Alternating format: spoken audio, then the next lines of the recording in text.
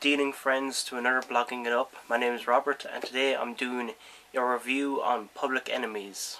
Public Enemies is directed by Michael Mann and stars Johnny Depp as John Dillinger, a famous bank robber.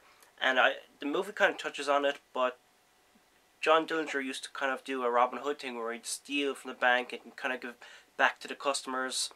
I don't think it just slightly touched on that a bit. Things start getting tougher for Dillinger when an FBI agent called Melvin Purvis, I think it's Purvis, I could be wrong, I'm like half asleep right now. This movie was long and it's pretty late, but I think it's Melvin Purvis. It's played by Christian Bale.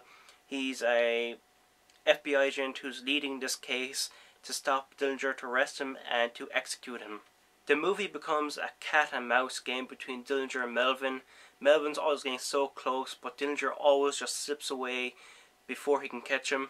Dillinger falls in love with a woman, which makes things even tougher for him because not only does he have to look out for himself from the FBI, he also has to protect the woman he loves as well. If you go to my film site, www.filmspunk.com, when the trailer first went up for Public Enemies, one of the things I noticed was the camera work for this. It seemed like it had like a documentary style to it. And I gotta say, the style did complement the movie very, very well. So anytime there was a bank robbery scene and someone was getting shot and there was mayhem, it just seemed so real. It seemed like you were in the movie. And one of the things I got complimented as well is the guns in this. When the guns were fired, the guns just sounded so real. Like sometimes you turn on news, you can hear guns going off, and then you hear them in movies and they sound different. Like movies are more dramatic and different sound to it, whereas Public Enemies kind of made the gun sounds way more realistic, like they'd sound like in real life. The set designs, the costumes were all perfect. They're fantastic. And on top of all this, you had some fantastic acting, which made that kind of documentary style even more believable. I loved Depp in this role. He was great. It's great to see him as a bad guy. Bale didn't have a lot of screen time, but he was still good with what he had. There was a lot of people in this that I didn't even notice afterwards. Some I did notice in the movie. Emily D. Raven from Lost, who plays Claire, she had a cameo in this movie. Channing Tatum had a cameo in this movie. Lily Taylor was in it for a small bit.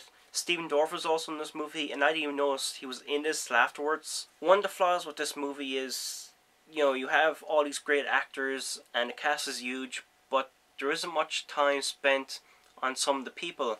I mean, Christian Bale, Johnny Depp had one scene together where they had more than one scene together. They had like 2 or 3 maybe scenes. There was only one scene where both of them had dialogue together. It's the same in Heat as well. Al Pacino, Robert De Niro only have one scene together. It's the same in this, and that is disappointing. I would have loved if these guys had more scenes, because the scene they had together was probably one of my favourite scenes in the whole movie. I wish there was like maybe 20 minutes cut from this film.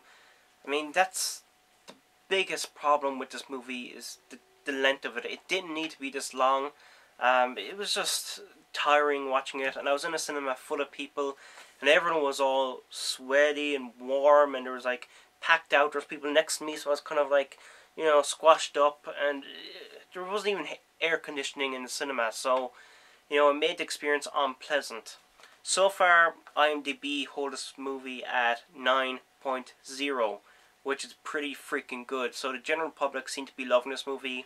Rotten Tomatoes is different. They're holding this at 60%. I agree with that score. I mean, I thought it was a decent movie. It was enjoyable, but it did have its flaws, and the length just killed it for me.